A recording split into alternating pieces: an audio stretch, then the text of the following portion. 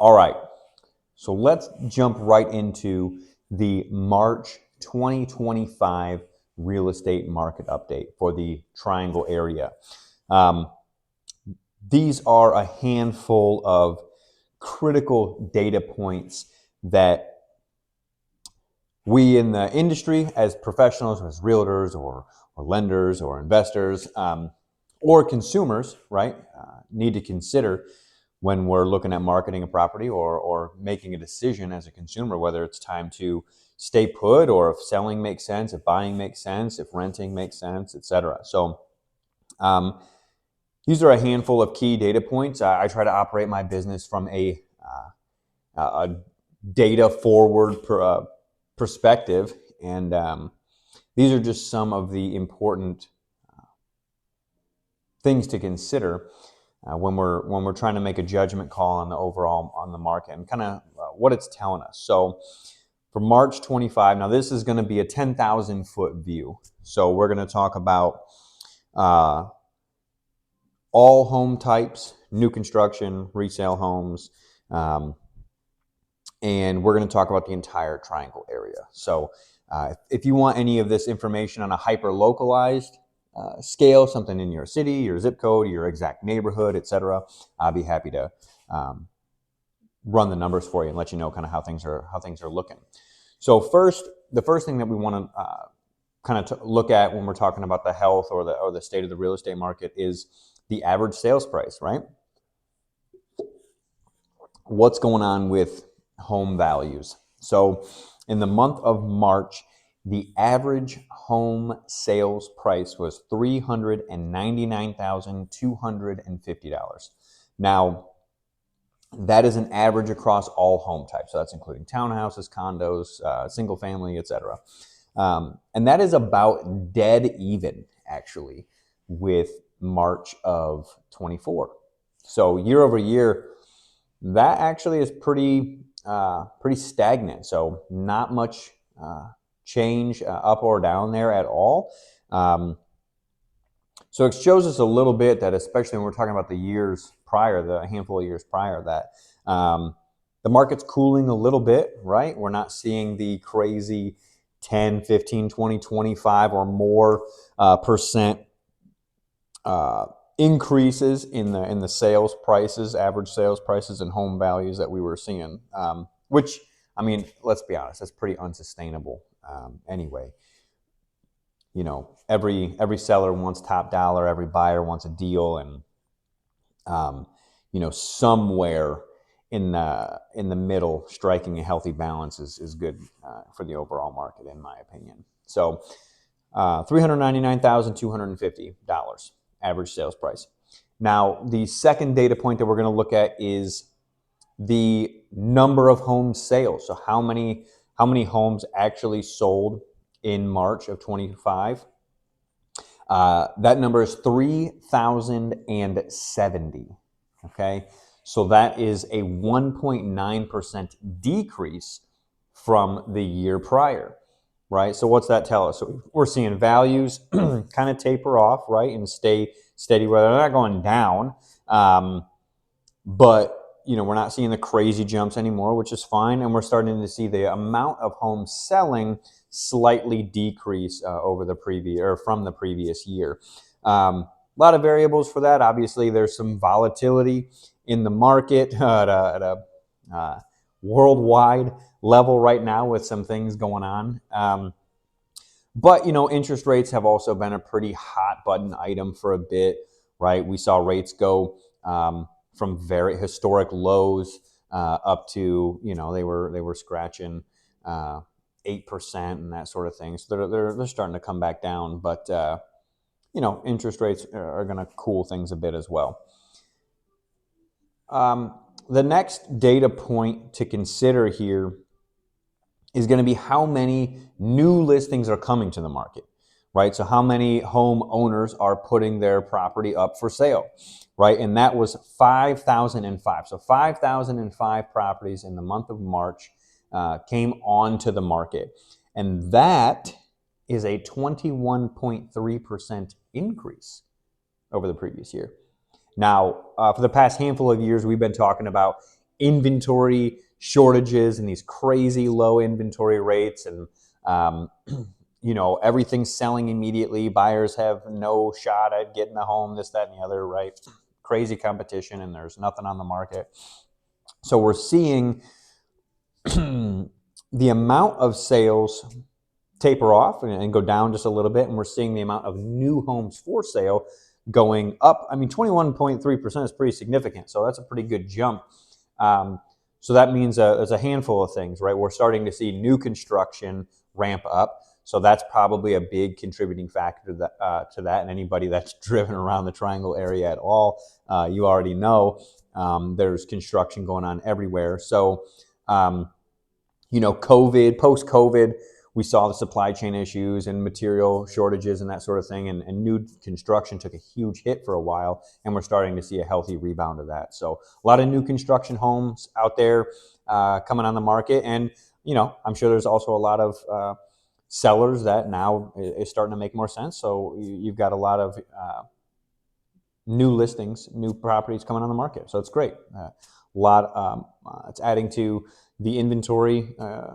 It's helping curb that problem, and buyers are not sitting out in a line from the door to the drive or to the street with 10 minutes to look at a house before they submit the craziest offer they've ever dreamt of, to try and buy a home. So, it's probably a healthy thing that it's not like that anymore.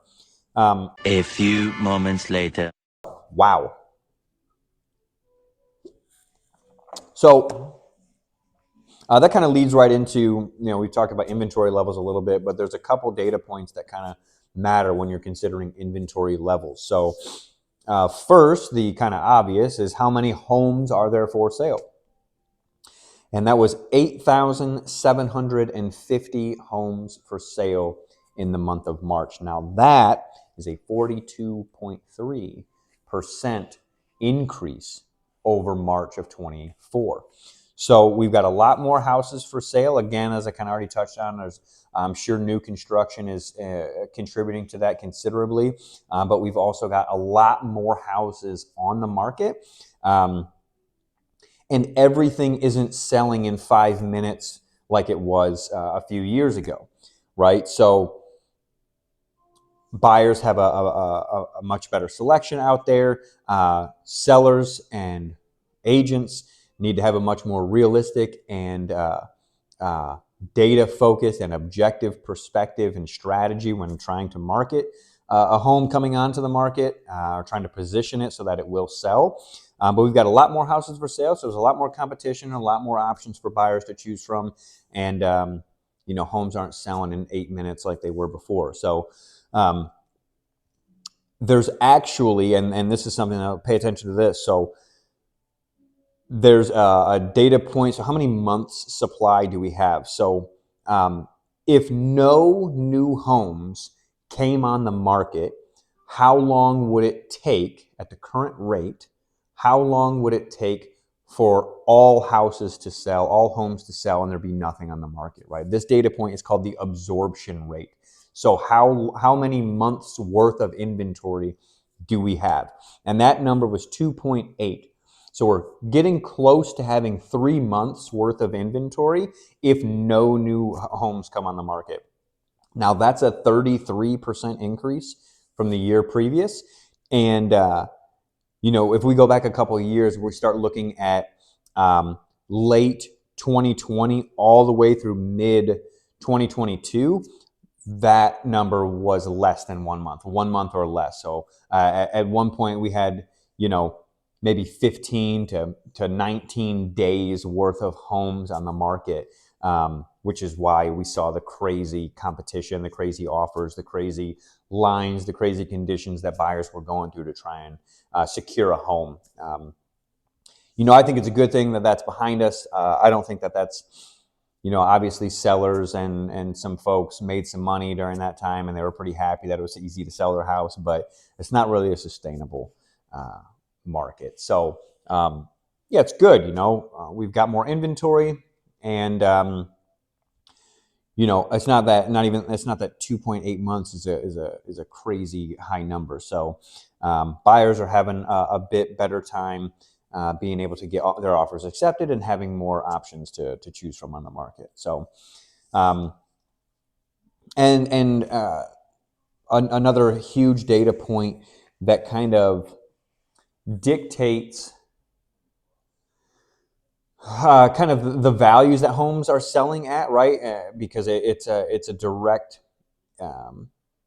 representation of the competition out there between buyers when they're trying to purchase a home, and that's the average days on market. So how many days is it taking for a home to come onto the market and accept an offer?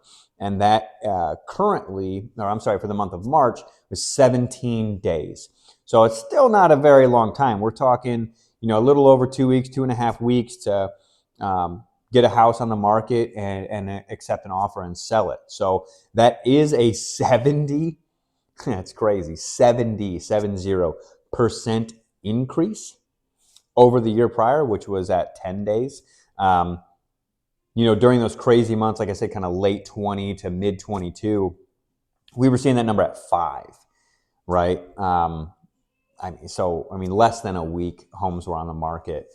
So that's why, again, buyers were having such a crazy time trying to get a home then. So 17 days now, still, it's an indicator of a strong market. Homes are moving, buyers are buying, sellers are still getting great values out of their homes. The list to sold price ratio varies slightly depending on where you're looking, but that's still 97, 98%, or more in certain areas, but 97 to 98% list to sold price ratio on a home selling in 2.5 weeks. You know what I mean? It's pretty strong. So, things are still looking quite healthy, given the uncertainty and kind of the turmoil that's kind of going on with markets and things at kind of a national and global level right now.